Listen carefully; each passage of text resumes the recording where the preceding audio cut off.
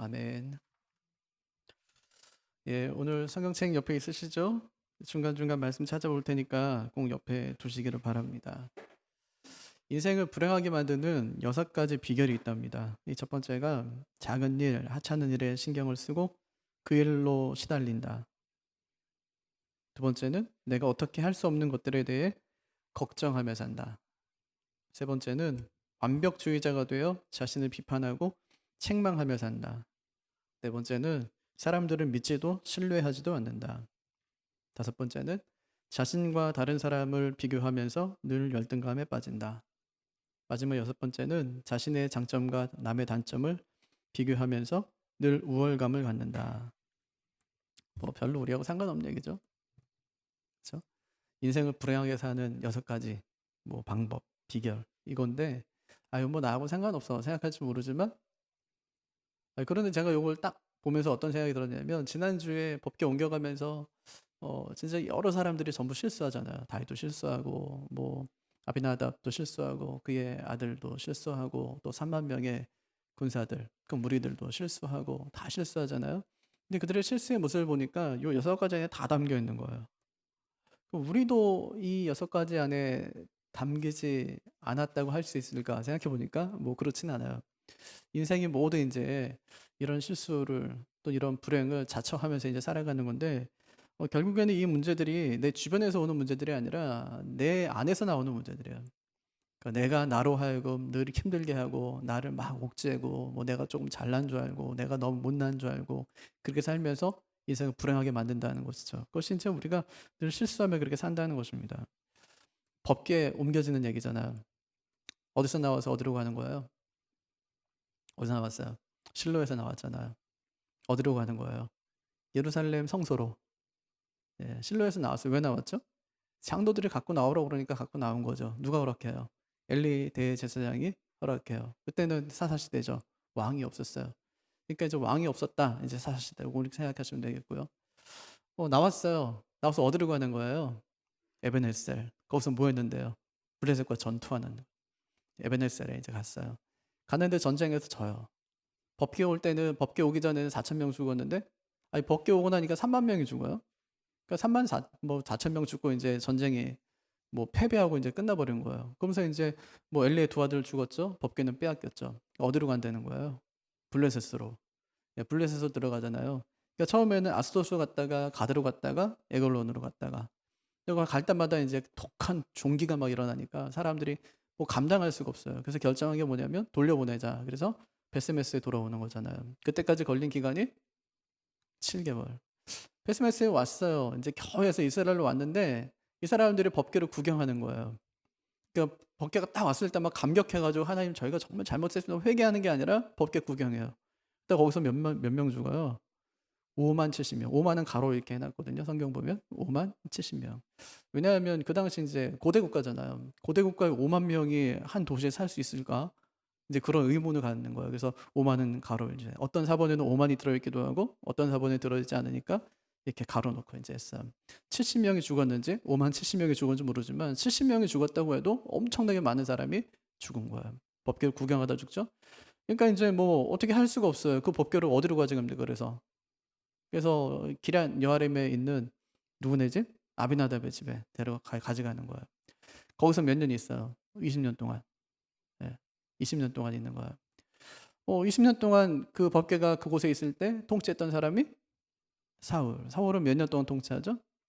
40년. 잘 생각하세요. 40년. 예.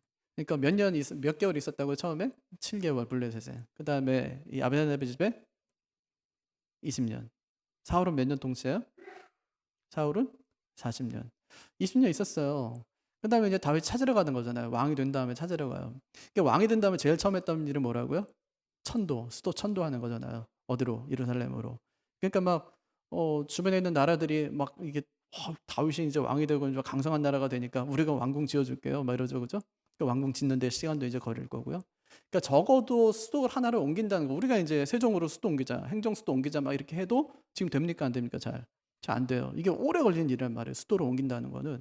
그러니까 이게 1년, 2년 안에 되는 일이 아니에요. 적어도 한 10년은 걸리는 일이란 말이에요. 그러니까 다윗이 수토전도 딱 하고 나서 두 번째로 했던 게 뭐예요? 법궤 모셔오자. 이제 그런 거니까 거의 실로에서 나가서 예루살렘 성소까지 들어올 때까지 걸린 시간이 아주 그냥 성경에 나온 대로만 그대로만 그 숫자만 이제 계산을 해도 70년이에요. 70년. 어떤 사람은 50년이라고 얘기하는 사람이 있어요. 어떤 사람은 98년 뭐 이렇게 이야기하는 사람도 있어요. 근데 성경에 나오는 그 숫자만 딱 보게 되면 70년은 좋게 이제 하나님께서 밖에 계셨다. 하나님께서 성전 밖에 계셨다는 얘기가 나오는 거예요. 법계 옮기는 얘기예요. 옮기는 과정에서 어떤 일이 있었다고요? 큰 실수들이 많이 이제 벌어졌다는 얘기잖아요. 장로들은 어떤 실수예요? 장로들은 법궤를 가져오자. 왜요? 전쟁의 도구로 삼자. 승리의 수단으로 삼자. 이제 그런 실수를 하는 거잖아요. 엘리 제사장, 대제사장 그러면 안 됩니다. 했어야 되는데 뭐 저는 내줘요. 사울왕도 마찬가지죠. 법궤에 아예 뭐 신경 쓰지 않습니다. 그의 관심은 어디 있다고요? 자기의 왕권에만 자기 현재에만 늘 관심을 가지고 있었던 사람이 그 사람이었어요. 아비나답은요. 법궤를 가지고 자기 아들들의 이 성공의 수단으로 삼으려고 했다는 거잖아요. 우사는 동생과 비교의식. 또 하나는 아버지께 인정받고 싶은 그 욕구. 이런 실수를 저질렀죠. 그 다음에 다윗이 모은 3만 명은 그냥 꿀먹은 벙어리들. 다윗의 잘못에 대해서 아무도 지적하지 않는 벙어리들. 그리고 다윗은요. 법궤를 가지러 가는 그 동기와 방법이 다 틀렸다고 그랬잖아요. 예, 법궤를 모셔와서 이제 하나님의 그 나라를 삼겠습니다가 아니라 이제는 내 나라가 이제 여기서 천도했고 이제 여기서 이제 뭐 힘 있는 강성한 나라가 되었으니까 정치적으로 성공했으니까 이제는 종교적으로 내가 성공하려면 결국 이제 뭐 실로를 물리치고 뭐 베델을 물리치고 그보다 압도하는 그런 도시로 만들려면 결국 이제 그 있어야 돼요. 법궤가 필요했어요. 그래서 내가 하나님의 임재로 나가는 것이 아니라 하나님의 임재를 내 거처로 모셔오려고 하는 잘못된 동기. 방법도 잘못됐다고 그랬죠. 수레에 실는 것이 아니라 어깨에 매야 되는데 아무 연구도 않고 누구한테도 물어보지도 않고 자기 힘으로 그냥 사람들 데려가서 법궤를 가져오려고 했다. 커다란 실수를 이제 행했다는 것이죠. 그래서 결국에는 이제 실패했다는 얘기 아닙니까? 갖고 오지 못했다. 그래서 하나님께서는 다윗의 집으로 들어가는 것이 아니라 멋지고 화려한 궁궐로 들어가시는 것이 아니라 어디로 가셨다고요? 종의 집. 누구의 종? 에돔 시인의 종이라고 불렸던 그런 이름의 뜻을 가진 오베데돔의 집으로 들어가신다는 거예요. 다윗이 이 사건을 통해서 두 가지 배웁니다. 첫 번째는 법궤는 단순한 물건이 아니라는 거예요. 법궤는 그냥 이 사과 상자 괴짝이 아니라는 거예요. 단순한 그런 물건이 아니다 하는 것을 배웁니다. 두 번째는 하나님에 대한 두려움이에요. 법궤를 모셔온다는 것은 하나님을 모셔온다는 거예요. 하나님이 내 집에 들어온다는 것을 의미하는 것입니다. 근데 다윗은 그렇게 생각하지 않았다는 거예요. 그리고 하나님을 함부로 모셨다가는 어떻게 되는지를 철저히 깨닫게 되죠. 그러고 나서 이 법궤는 이제 오베데돔의 집으로 이제 옮겨집니다. 오베데돔의 뜻이 뭐라고요? 에돔 신의 종. 예, 에돔 신을 섬기는 종. 근데 그 집에 법궤가 들어온다는 말이에요. 에돔 신을 섬기는 종의 집에 지금 법궤가 들어온다는 말이죠. 그럼 그동안 하나님이 들어간 곳마다 어떻게 됐습니까? 다곤 신상은 어떻게 됐어요? 완전 쑥대밭대잖아요. 다곤 신상이 완전히 엎어집니다. 그 다음 날은요, 엎어져갖고 목 잘리죠? 두 손 목 다 잘려버려요. 그렇게 됐어요. 아스돗과 가드와 에글론에 독한 종기가 일어납니다. 또 벳세메 사람들은 법궤 구경하다가 5만 명 넘는 사람이 죽고 말아요. 더군다나 법궤가 자기 집에 오기 직전에 법궤 때문에 누가 죽어요? 우사가 죽는 것을 자기들이 들었어요. 어쩌면 봤을지도 몰라요. 근데 지금 그 법궤가 지금 자기 집에 들어오는 것입니다. 그 어마어마한 법궤가 자기 집에 들어오는 거예요. 그럼 얼마나 두려웠을까요? 그가 법궤를 어떻게 받아들였을까요? 본문에는 어떻게 했다는 말은 없어요. 하지만 그는 하나님을 두려워하는 마음으로 법궤를 받아들였을 거예요. 그가 이방 사람이었음에도 불구하고 법궤를 아주 지극정성으로 모시고 받아들인 거예요. 어떻게 알죠? 11절 보면 여호와의 궤가 가뎃 사람 오베데돔의 집에 석 달을 있었는데 여호와께서 오베데돔과 그의 온 집에 복을 주시니라. 그렇게 이야기하죠. 법궤가 그의 집에 3달을 머물렀는데 그의 집에 아무 일도 일어나지 않았다는 것입니다. 오히려 법궤가 머무는 동안 그의 집이 복을 받았대요. 참 희한하죠. 다윗의 실수가 오베데돔에게는 복이 돼요. 만약에 다윗이 실수하지 않고 그 법궤를 예루살렘 성소로 잘 모셔갔다면 오베데돔에게는 이런 복이 임하지 않았을 거예요. 하지만 다윗이 그 법궤를 모셔가는데 실패했기 때문에 오베데돔의 집에 복이 임하게 되는 거예요. 우리도 마찬가지인데요. 이스라엘의 넘어짐이 우리에게 복이 되었어요. 이스라엘의 구원을 거부하니까 그 구원이 이방인에게 우리에게까지 그 복이 구원이 임하게 됐다는 말입니다. 그럼 하나님께서는 이스라엘을 완전히 버리신 걸까요? 아니에요.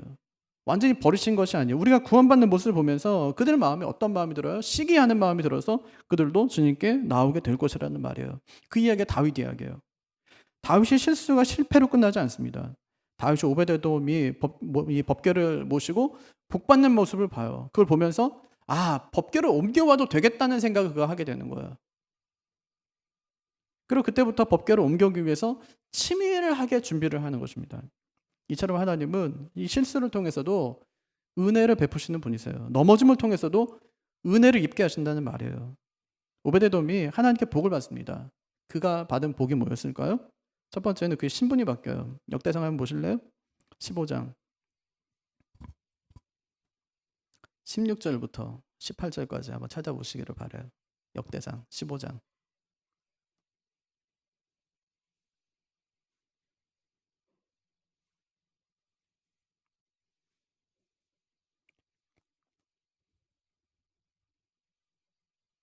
같이 한번 읽어볼까요? 다윗이 레위 사람의 어른들에게 명령하여 그의 형제들을 노래하는 자들로 세우고 비파와 수금과 재금 등의 악기를 울려서 즐거운 소리를 크게 내라. 보세요. 여기 보니까 뭘 하는 거예요 지금? 노래하는 자들을 세우고 그다음에 각종 악기를 울려서 즐거운 소리를 내게 해라. 5절에 한번 우리가 이제 지난주에 봤던 5절에 보면은 그때도 막 이제 각종 악기를 가지고 법궤가 막 나올 때, 아비나답의 집에서 나올 때 막 큰 소리로 막 이게 노래하는 장면이 나오잖아요. 근데 그때 노래는 어떤 노래였다고요? 마치 우리가 세상에서 여는 축제처럼 그 축제 음악이 막 이제 그때 막 일어난 거예요. 벌어진 거예요. 그런데 지금 여기에 나오는 연주는 예배 찬양이에요. 그러니까 마치 뭐하고 같냐면 일종의 반주와도 같은 거예요. 반주를 지금 막 하고 있는 거예요. 자, 그 다음 보세요. 이제는요. 찬양대장 3명의 이름이 나오는 거예요. 레위 사람이 거기부터 보세요. 시작. 레위 사람이 요엘의 아들 헤만과 그의 형제 중 베레야의 아들 아삽과 그의 형제 무라리 자손 중에 구사의 아들 여기 보니까 찬양대장이 나오죠. 3명이 나오는 거예요. 그죠? 찬양대장 3명의 이름이 나오고 이제는 찬양대원 12명의 이름이 나와요. 그 다음으로 그들의 형제 스가랴와 벤과 야시엘과 스미라목과 여히엘과 운니와 엘리압과 분하냐와 마아세야와 마띠디아와 엘리 블루후와 그 다음에 믹네야와 그렇게 이야기하죠. 이 찬양대원 12명의 이름이 나온 다음에 그리고 누구 이름이 나와요? 문지기 오베데돔과 여히엘을 세우니 그렇게 이야기하죠. 여기 보니까 오베데돔 이름이 나오는 거예요. 그걸 뭘로 세웠다고요? 문지기. 성전 문지기는 누가 할 수 있죠? 레위 사람이 할 수 있어요. 레위 사람이. 근데 오베데돔은 어디 사람이라고 그랬어요? 가드 사람. 가드 사람이에요. 가드 사람은 왜 레위 사람들 틈에 끼어 있는 걸까요? 그가 레위 반열에 들어간 거예요. 놀랍잖아요? 그러니까 내가 사모하고 내가 정말 그렇게 하고 싶어서 법궤가 내 집에 들어온 것이 아닙니다, 지금. 근데 법궤가 들어오자 그의 신분이 바뀌는 거예요. 다윗이 법궤를 들여놓으라고 해서 내 집에 법궤를 들여놨는데 그 법궤가 집에 들어오자마자 그 온 집이 복을 받는 거예요. 이것이 성경이 말하는 은혜입니다. 은혜라는 거예요. 은혜는 자격이나 조건을 따져가며 주는 것이 아닙니다. 하나님께서 일방적으로 베푸시는 것이 그것이 은혜예요. 그래서 은혜를 하나님의 선물이다. 이제 그렇게들 이야기하는 거죠. 근데 이 복이 오베데돔만 받은 것이 아니에요. 우리도 받았어요. 우리도 본래는 이방 사람이잖아요. 하나님을 알지 못하던 사람이에요. 우리나라는 얼마 전까지만 해도 제가 예전에 살던 집 옆에도 보면 성황당이 있었거든요. 버스 정장 이름이 아예 그냥 성황당이에요. 그냥 도봉동에 있는 성황당 그냥. 그 안에만 조금만 걸어 들어가면 큰 나무 하나 있고요. 거기 뭐 빨간 줄, 뭐 하얀 줄, 뭐 노란 줄, 뭐 파란 줄 다 걸어놨어요. 거기다가 뭐 하여튼 뭐 사람들이 와가지고 뭐 이 1년에 몇 번씩 그냥 거기서 뭐 제사도 드리고 그다음에 복을 기원하고 이제 그런 곳이 있었거든요. 아니 우리는 얼마 전까지만 해도 그냥 정화순 이제 또 하나 이렇게 떠놓고 그다음에 이제 뭐 아주 뭐 새벽 일찍 일어나가지고 거기다가 이제 뭐 천지신명께 빌던 뭐 그런 민족이었단 말이에요. 우리나라에 복음이 들어온 지가 이제 한 140년 정도밖에 되질 않아요. 1884년이니까. 그렇게 길지 않거든요. 그때는 진짜 뭐 암흑 같은 그런 나라 아니었습니까? 정말 변화될 것 같지 않던 그런 나라가 복음으로 변화돼요. 처음에는 1명, 2명으로 시작했던 것이 나중에는 지금은 100만 명과 1000만 명으로 막 그리스도인들이 늘어났으니까요. 140년 전에 이 땅에 교회가 하나 딱 세워졌을 때 그때로부터 시작해서 지금은 7만 개의 교회가 세워졌으니까요. 전 세계에서 이 선교를 가장 많이 보낸 그런 나라 중에 두 번째 나라가 됐으니까 얼마나 우리나라가 하나님을 예배하는 그런 나라로 하나님께서 큰 복을 우리에게 주셨냐는 말입니다. 뭐 생각만 해도 참 은혜죠. 하나님이 더 이상 우리에게 다른 복을 주시지 않으셔도 이거면 됐습니다라고 할 정도로 엄청난 복을 우리가 이제 받았다는 것입니다. 이처럼 오베데돔이 받는 복은 이방인들이 받을 수 있는 가장 큰 복을 지금 그가 받은 것입니다. 그 복이 뭐라고요? 그게 신분이 변화된 거예요. 이방인이든 그가 하나님의 백성이 된 것입니다. 가드 사람이라는 꼬리표를 떼고 이 고라 자손이라는 이름표를 달고 법궤가 나오는 문을 지키는 말씀의 파수꾼이 된 것입니다. 우리가 하나님께 받은 가장 큰 복도 우리의 신분이 변화됐다는 거예요. 어떻게 해요? 하나님의 자녀로. 하나님의 자녀가 되었다는 것입니다. 하나님을 모르는 백성들이 하나님을 아는, 하나님을 믿는 하나님의 자녀가 되었다는 것입니다. 하나님이라면 그냥 고개를 가로젓던 그런 사람들이 하나님 믿고 그의 자녀가 됐다는 것입니다. 이처럼 예수 믿을 때 첫 번째로 받는 복이 뭐냐? 하나님의 자녀가 되는 복이에요. 이것이 우리가 하나님께 받은 가장 큰 복이라는 것입니다. 여러분, 내가 하나님의 자녀가 되었다는 그 사실에 늘 감격하면서 사시기를 바랍니다. 그것이 얼마나 큰 복인지 몰라요. 내 신분을 바꾸어 주신 것입니다. 그리고 오베데돔이 두 번째 받은 복이 문지기로 살아가는 복이에요. 말만 들어도 약간 좀 시시하죠? 문지기로 살아가는 복. 이게 무슨 복이냐 이제 그렇게 할 거예요. 하지만 그게 복이에요. 시편 한 84편 한번 보실래요? 시편 84편.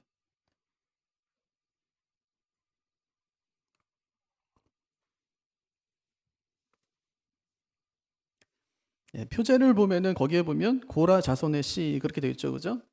누가 쓴 거예요? 고라 자손. 고라 자손이 지금 노래하고 있는 거예요. 그 뒤 10절에서 이렇게 노래해요. 10절 보세요. 시작. 주의 궁정에서의 한 날이 다른 곳에서의 첫날보다 나은즉 악인의 장막에 사는 것보다 내 하나님의 성전 문지기로 있는 것이 좋사오니. 여러분, 고라 자손이 누구죠? 고라가 뭐한 사람이죠? 모세하고 이제 아론하고 같이 이제 애굽에 들어가서 그 이스라엘 백성들 200만 명 끌고 나왔어요. 하나님께서 그들에게 뭐 직분을 맡기신 거예요. 예, 모세는 리더가 되게 하신 거고 아론은 하나님의 대제사장으로 세우신 거예요. 근데 이 사람들은 사촌이거든요. 모세 사촌이에요. 기분이 나쁜 거예요. 왜 지들만 높은 자리에 서냐는 거죠. 우리 똑같은데. 하나님이 우리에게도 말씀하시고 우리도 이 성령으로 늘 살아가는 사람들이 왜 너희만 스스로 높아지냐 이제 그런 얘기를 하는 거예요. 너희 집안만, 너희 식구만이에요. 너희 형제만 높은 자리에 다 차지하고 있냐는 거죠. 이거는 맞지 않다는 거예요. 우리도 충분히 할 수 있는데 왜 너희만 그런 일을 하냐. 그러니까 모세가 그래요. 우리 스스로 한 거 아니다. 하나님 시켜서 하는 거지. 만약에 내 말이 맞다면 땅이 갈라져서 너희가 다 그 땅속에 묻히게 될 거다. 이제 그렇게 이야기하죠. 그 말이 끝나자마자 땅이 갈라져서 그들이 땅이 입을 열었다고 그랬어요. 입을 열어서 다 그들을 삼키고 맙니다. 그게 모세 시대 때 있던 얘기거든요. 근데 지금 그들의 후손들이 지금 뭐 하고 있냐는 거냐면 그 조상들이 정말 하기 싫어했던 그 일을 하고 있는 거예요. 우리도 성전에서 제사장 노릇 하고 싶다니까요. 우리도 모세처럼 지도자로서 지도력을 발휘하는 사람이 되고 싶어요. 그런데 그 후손들이 지금 뭐 하고 있냐면 그 조상들이 그토록 하고 싶어 하지 않았던 그 일을 하면서 그 일을 아주 존귀하게 여기고 있는 장면이 오늘 말씀에 나오는 거예요. 500년이 지났어요. 그때부터. 근데 그 후손들은 자리 욕심 내지 않더라는 말을 하는 것입니다. 다윗이요, 그들에게 맡긴 임무가 뭐냐면 성전 문지기 역할을 맡겼어요. 근데 그들은 그 일을 성실하게 해냅니다. 이 시편을 쓸 때가 이 아수르의 사네립이 이스라엘을 침공해서 거기 있는 사람들을 잡아간 사건이 있거든요. 그때 아마 잡혀갔던 것 같아요. 잡혀갔던 사람들이 지금 아수르에서 지금 그 성전에서 자신들이 했던 일들을 회상하면서 지금 찬양하고 있는 것이 오늘 말씀인 거예요. 다윗이 그들에게 맡긴 요 사명이 300년 전입니다. 300년 전. 여태까지 이 고라의 자손들은 300년 동안 다윗 이후로 계속 성전에서 문지기 역할을 계속했던 사람들이었던 거예요. 그럼 그 일에 참 지긋지긋할 만도 한데 근데 그들은 그 일을 지긋지긋한 일을 여기는 것이 아니라 그를 하나님께서 우리에게 주신 가장 좋은 일로 여기고 있다는 거예요. 그럼 사실 우리가 아이가 딱 태어나고 나면 아이가 어떻게 됐으면 좋겠다는 생각들을 한 번쯤 해보잖아요. 보통 이제 할아버지 할머니들은 아이에게 그럽니다. 너 나중에 좋은 대학 가가지고 의사 되라, 아니면 판사 되라 이러면서 이제 할머니들 다 기도해요. 내 자식 정말 성전에서 문지기 해라 이렇게 기도하는 할머니 아마 한 명도 없을 거예요. 전부 교회에서 얘기 안 할게요, 그냥. 그건. 예, 진짜 높은 사람 되기를 원하고, 진짜 화려하게 보이는 사람이 되기를 원하지, 문지기 정도로 내 이 손주들이 그렇게 살기를 원하는 할머니도 없을 뿐더러 부모도 없습니다. 근데 소망이 없는 거예요, 한마디로 이야기하면. 고라자는 소망이 없어요. 내 자식 아무리 공부를 많이 시켜도 내 자식은 뭐 하면 살아가야 되냐면 성전의 문지기 역할을 하면 살아가야 되는 거예요. 한 번쯤은 다른 일을 시키고 싶고 화려한 것을 좀 시키고 싶고 제사장이 될 수만 있다면 그렇게 좀 한번 시키고 싶은데 성전에서 좀 가르치는 일을 좀 하게 했으면 좋겠는데 이 자식이 나처럼 내 아버지처럼 성전의 문지기로 살아가야 되는 거예요. 굉장히 끔찍하게 여겨야 될 텐데 그런데 그들이 그러지 않더라는 거예요. 뭐라고 합니까? 그때가 좋았노라. 내가 성전의 문지기로 있을 때가 세상에서 가장 행복했노라고 지금 노래하고 있는 거예요. 기가 막히잖아요? 이것을 우리가 안 해봐서 그렇지. 이들이 이렇게 할 수 있었던 것은 이걸 성전 문지기로서 하나님께서 그들에게 주신 은혜가 얼마나 컸는가를 단적으로 보여주는 예라고 할 수가 있습니다. 요즘에요, 신학과들이 초토화됐어요. 완전 초토화됐어요. 우리나라에 수십 개의 신학과들이 있거든요. 대학에 신학대학들. 미달을 겨우 넘긴 학교들이 2-3개밖에 안 돼요. 다 미달입니다, 신학과. 이번 주에 교단 신문에 우리 교단 신학교 신학대 학장이 실론을 썼어요. 이렇게 얘기하는 거예요. 왜 요즘 청년들이 신학교에 지원하지 않냐. 몇 개의 답을 쓰면서 마지막에 이렇게 얘기했어요. 부끄러운 일이지만 한국의 대표적인 종교 지도자 가운데 목사에 대한 신뢰도가 가장 낮기 때문이라는 것입니다. 있었어요. 그래서 아이들이 목사가 되려고 하지 않는다는 거예요. 목사가 사회적으로 존경받지 못하는 상황에서 젊은이들이 선뜻 목사가 되겠다고 나서기가 쉽지 않을 거라는 말입니다. 제가 그거 읽으면서 고개가 끄덕여지면서도 한편으로 동의가 안 됐어요. 하나님의 부르심에 존경받고 존경받지 못하고가 어디 있습니까? 부르시면 그냥 하는 거지 우리가 뭐라고 앞뒤로 막 잡니까?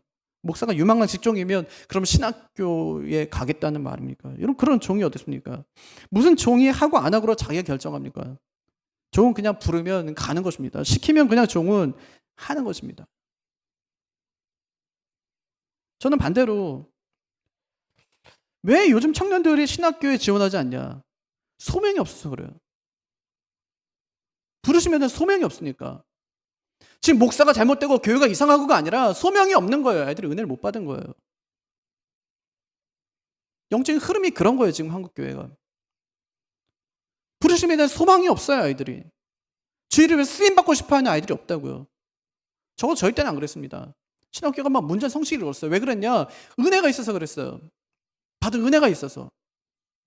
하나님께 대한 열망이 있고 소망이 있어 쓰임받고 싶은 갈망이 있어서. 요즘 아이들은 그게 없어요. 왜 없을까? 부모 책임 아닐까요? 저희 부모 세대들은 그렇지 않았거든요. 미친 듯이 신앙생활 했거든요. 아니 한국교회 지금 다 지어놓은 것이 누굽니까? 우리 부모 세대들이에요. 누가 성전을 다 지어놨습니까 지금?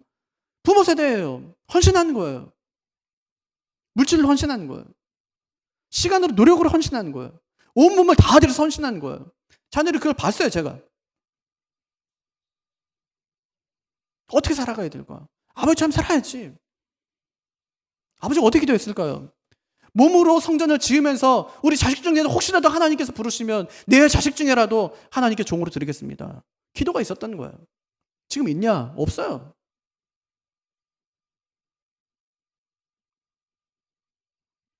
근데 고라 후손들이 그렇게 하고 있다는 거예요. 하나님의 성전뜰에서 지낸 하루가 다른 곳에서 첫날보다 낫습니다 하고 찬양하고 있습니다. 악인의 장막에, 이건 이제 아수르의 궁전 아니겠어요? 아수르왕 의미할 거예요. 그 악인의 장막에 거하는 것보다 하나님의 성전 문지기로 있는 것이 더 좋습니다. 이렇게 노래하고 있는 것입니다. 은혜가 뭔지 아는 사람이죠? 성막문지기가 바로 이런 것입니다. 여러분, 성막문지기는요 단순히 그냥 경비원이 아니에요. 하나님의 진노로부터 이스라엘을 보호하는 사람, 그 사람이 성막문지기들이었습니다. 그러니까 하나님께서는 그래서 레위인들에게 성막문을 굳게 지키라 그렇게 말씀하세요. 혹시라도 부정한 사람이 성소에 침입하기라도 하면 하나님의 진노가 이스라엘 전체에 다 내릴 수밖에 없기 때문에 너희 임무가 그만큼 중요하다고 하나님께서 말씀하신 거예요. 말씀 가르치는 사람, 제사 드리는 사람만 중요한 거 아니요. 성전을 잘 지키지 못하면 이 모든 것이 다 헛수고가 될 수 있기 때문에 하나님께 레위 지파 사람들에게 말씀하셨어요. 성막문을 굳건히 잘 지키라고 그렇게 말씀하세요. 그 소명의 막중함을 그들이 안 것입니다. 그럼 그런데 지금 오베데돔이 지키고 있는 분이 어떤 분일까요? 자기 집문일까요? 아니면 성전문일까요?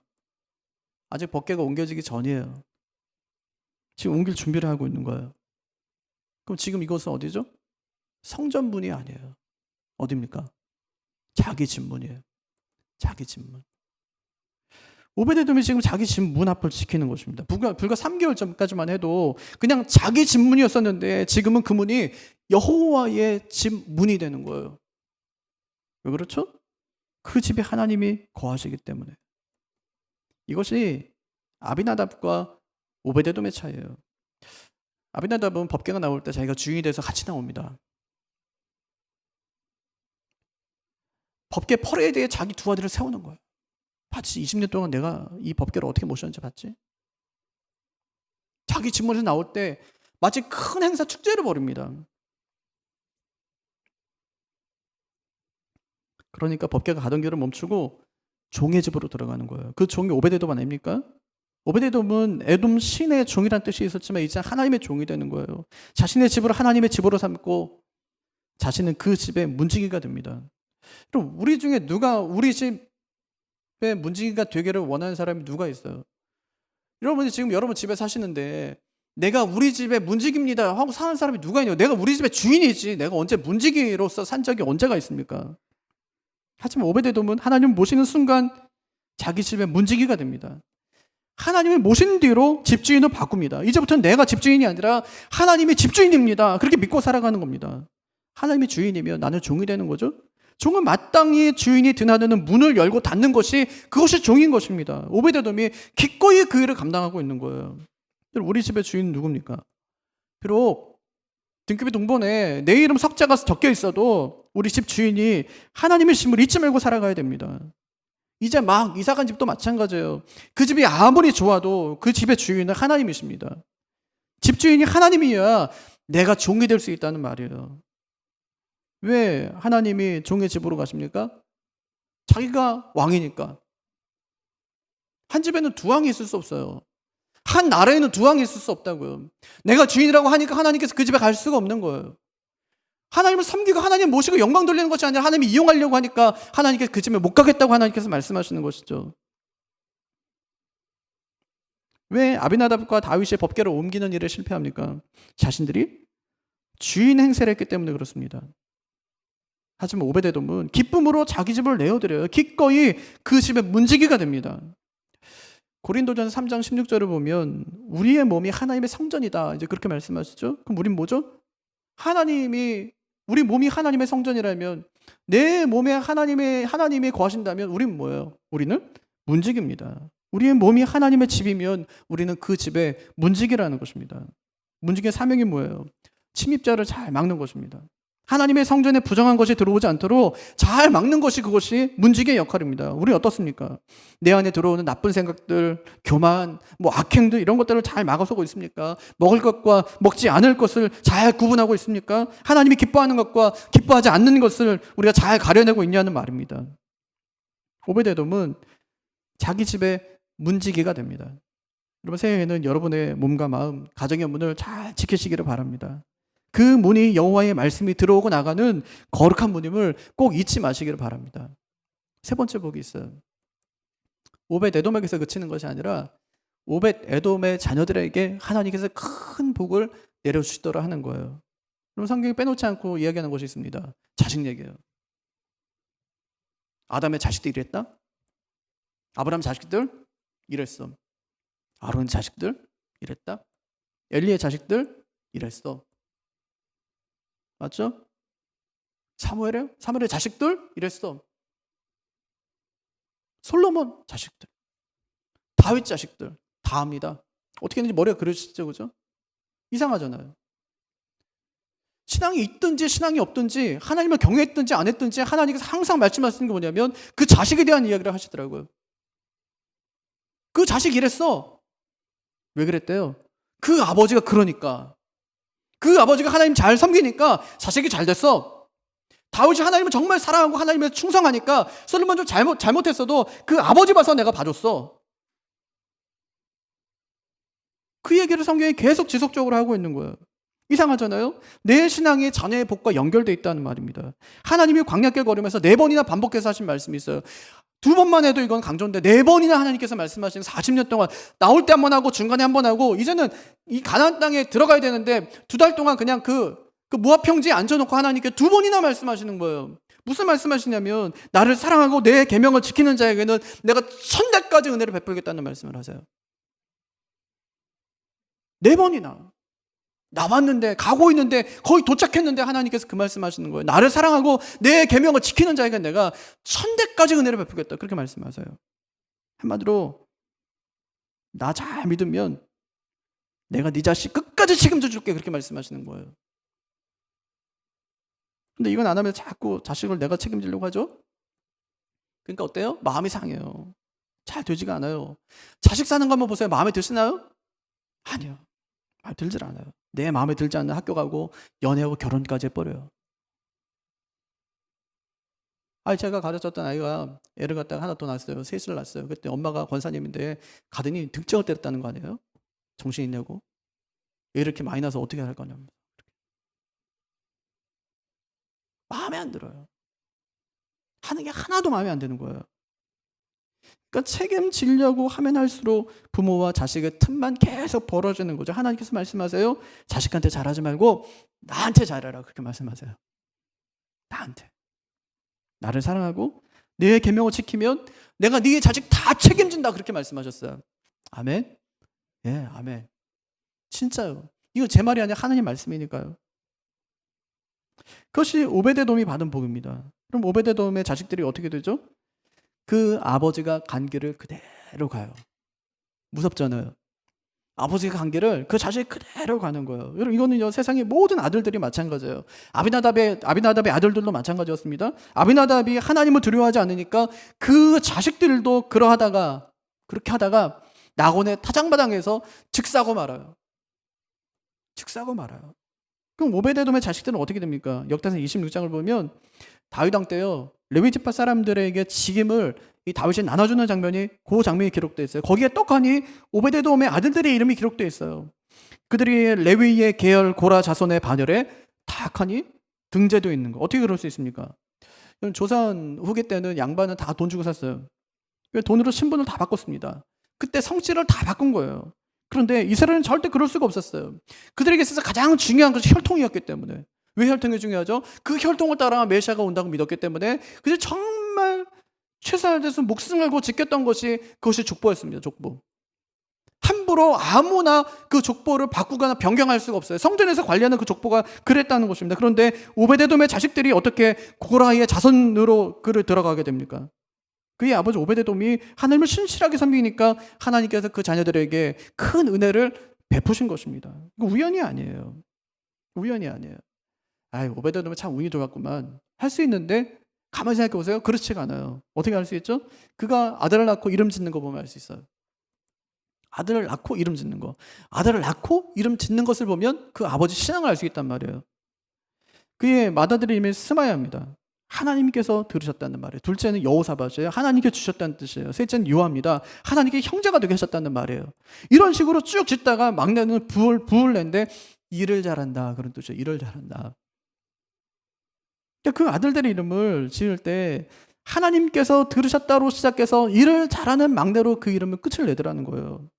이처럼요 아버지가 믿음으로 사니까 그 아들들에게 하나님의 복이 임하더라 하는 거예요. 위에서부터 부어지는 그 복이 아버지의 신앙의 통로를 따라 자녀들에게 흘러가더라 하는 것입니다. 오늘 예배를 함께 드리는 아버지들, 여러분이 먼저 하나님의 종으로 사시기를 주님으로 축복합니다. 그래서 이 가정에 그 문을 잘 지키시기를 바라요. 우리가 지키는 가정의 문이 여호와의 문임을 꼭 명심하시기를 바랍니다. 우리가 여호와의 문을 잘 지키면 우리 자녀가 복을 받아요. 복을 받아요. 그 복이 무엇입니까? 아버지와 함께 레위의 반열에 오르는 거예요. 우리가 교회에서 감당하는 이 일을, 이 직분을 우리 자녀들도 감당하게 된다는 말입니다. 그 일을 감당하되 우리보다 더 잘 감당할 수 있도록 하나님께 자녀들에게 큰 능력도 부어주신다는 거예요. 역대상 26장 8절은 이렇게 말해요. 한번 보실래요? 역대상 26장 8절.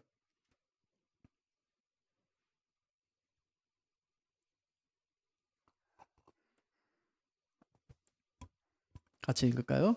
이는 다 오베데돔의 자손이라. 그들과 그의 아들들과 그의 형제들은 뭐가 있대요?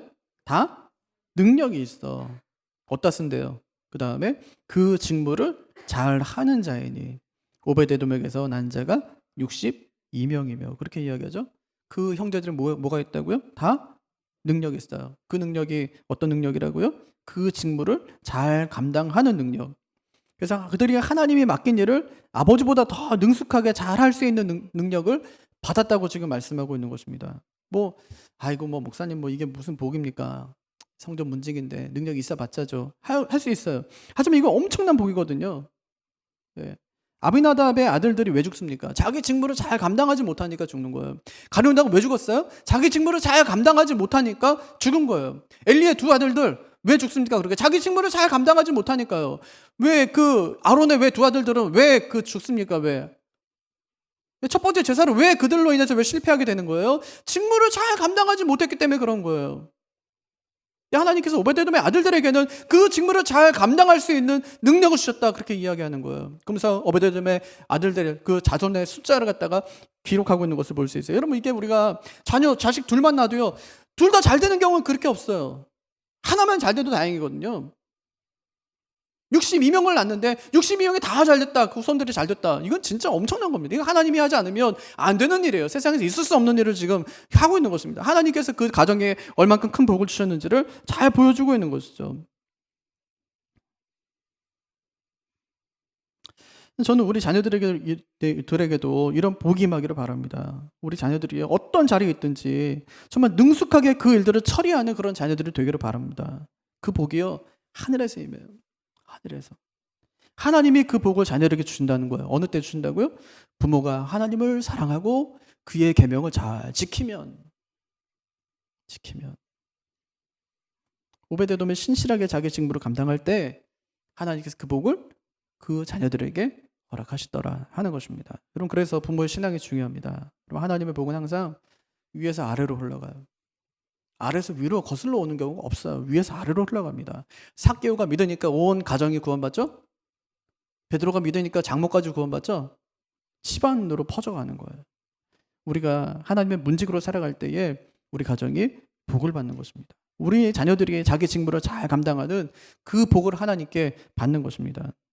아비나답은요, 20년 동안 법궤를 모시고 있었지만 아무 복도 받지를 못해요. 오히려 법궤가 그의 집에 있었기 때문에 그의 아들이 죽고 말아요. 하지만 오베데돔은 고작 3개월을 모시고 있었지만 그의 온 집이 복을 받습니다. 이방인이 레위 반열에 들어가고 고라 자손의 임무를 수행합니다. 문제는요, 누가 얼마나 법궤를 모시고 있었느냐, 그것이 아니에요. 정말 중요한 것은 어떻게 그가 그 법궤를 모시고 있었느냐가 중요합니다. 이것은요, 20년과 3개월의 싸움이 아니라 주인의 자세와 종의 자세의 싸움이에요. 주인된 자는 죽었고 종된 자는 살았다는 얘기입니다. 주인된 자는 저주를 받았고 종된 자는 복을 받았다는 얘기예요. 사랑하는 성도 여러분, 하나님의 말씀이 여러분 안에 있습니까? 여러분의 가정 안에도 있습니까? 왜 있는 것입니까? 뭐 하라고 하나님께서 여러분의 가정에, 여러분 마음 가운데 하나님의 말씀을 심어주신 것입니까? 우리 잘 되라고 주신 겁니까? 사업 잘 되라고? 세상에서 떵떵거리면서 살아보라고? 그것이 아니에요. 섬기라고. 하나님을 잘 섬기라고. 말씀대로 살라고 주신 것입니다. 그래서 우리는 절대로 말씀을 대하는 태도가 주인의 자세가 되어선 안 됩니다. 우리는 종으로서 말씀의 문지기 역할을 잘 해야 되는 것입니다. 그래서 오베데돔의 온 집이 복을 받아요. 신분이 바뀌고 문지기의 사명을 감당하고 자녀들이 복을 받았다고 말씀합니다. 우리에게도 그런 은혜가 있기를 바랍니다. 말씀을 정리하겠습니다. 보통 부모들은 나는 좀 고생을 해도 자녀들은 잘 살기를 바랍니다. 그래서 없는 돈에도 공부를 열심히 시키죠. 문제집이 필요하면 얼마든지 좋으니까 다 사줄 테니까 열심히 공부하라고 합니다. 우리는 적어도 나처럼 살지 않으면 좋겠다는 부모의 간절한 바람이 그 안에 담겨 있는 것이죠. 근데 그렇게 키우는 자식이 저 평생 성전 문직으로 살게요 이러면 부모의 마음이 어떨까요? 이 녀석이 꿈도 없이 기껏 밥 먹여주고 학교 보내주고 어떻게 키워놨는데 기껏 한다는 말이 뭐 성전 문지기가 되겠다고? 제사장도 아니고 성전 문지기를 하겠다고? 아마 이렇게 호통을 치는 부모들이 아마 간혹 있으실 겁니다. 그렇습니다. 성전 문지기는 대단한 직업이 아니에요. 누가 부러워할 만한 그런 일이 아닙니다. 그 일에 특별한 능력이 필요한 것도 아닙니다. 제사장처럼 화려한 옷을 입는 것도 아니고 다른 사람들이 영적으로 지도하는 그런 위치에 있는 사람도 아닙니다. 그런데 하나님께서는 그 일을 너무 중요하게 생각하시는 거예요. 그 일이 얼마나 중요한지 성전문이 뚫리면 이스라엘 전체가 하나님의 진노를 받기 때문에 내가 함부로 아무나 그 일에 그 자리에 세우지 않겠다고 하나님께서 말씀하시는 거예요. 그래서 시편을 보면 파수꾼 얘기가 많이 나오고요. 그래서 시편에 보면 문지기 얘기가 많이 나오는 것입니다. 그들의 역할에 따라 이스라엘이 복도 받고 저주도 받기 때문에 그렇습니다. 하나님의 말씀이 들어오고 나가고 하는 것을 지키는 일은 무엇보다 중요한 일으로 하나님께서 강조하고 계신 것이죠. 그래서 하나님의 성전된 우리 모두는 오벳 에돔처럼 살아야 됩니다. 하나님은 우리 중심에 잘 모시고 그분을 섬기는 종의 삶을 잘 살아야 된다는 말입니다. 우리가 그렇게 살면 우리의 자녀들도 그렇게 살아갈 것입니다. 내가 종이 되면 자녀는 자연히 종이 되는 거예요. 아버지가 아비나답 같으면 자녀는 그냥 죽습니다. 아버지가 오벳에돔이 되면 자녀가 능력 있는 종이 될 것입니다. 다윗이 아버지의 양을 잘 돌봤더니 하나님께서 그에게 자기의 나라를 맡기십니다. 오벳에돔이 자기 집문을 잘 지켰더니 하나님께서 그의 자녀들에게 하나님의 집인 성전의 문을 맡기십니다. 하나님의 복이 어디서 어떻게 흘러가는지를 잘 보시기를 바라요. 하나님의 복이 어떻게 확장되어 가는 것도 확인해 보시기를 바랍니다. 먼저 마음의 문지기 역할을 잘 하시기 바랍니다. 그리고 내 집 문지기 역할도 잘 하시기를 바랍니다. 무엇보다 문지기는 직분을 의미합니다. 새해에는 하나님의 주신 직분을 잘 감당하는 우리 모두가 되기를 주님의 이름으로 축복합니다.